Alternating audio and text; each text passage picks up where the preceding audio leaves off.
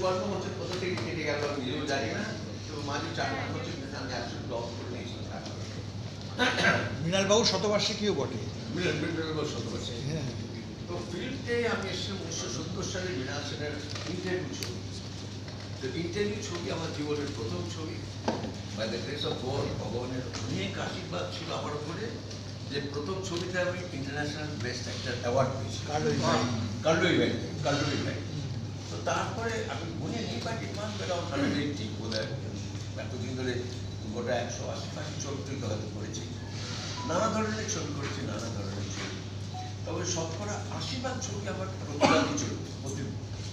মৃণাল সেনের ছবিটা প্রতিবাদী চরিত্র। আর তারপর 20 বছর পরে সত্যজিৎ রায়ের সঙ্গে করেছিলাম, সেটাও কিন্তু প্রতিবাদী চরিত্র, শাখা ছাড়া। এছাড়া যতগুলো কমার্শিয়াল ছবি করেছি বেশিরভাগই প্রতিবাদী চরিত্র। যে কোনো কারণে ওরা প্রতিবাদী চরিত্র অনুযায়ী আমাকে দেয় না, এখন ভালোবাসি। যাকে কমার্শিয়াল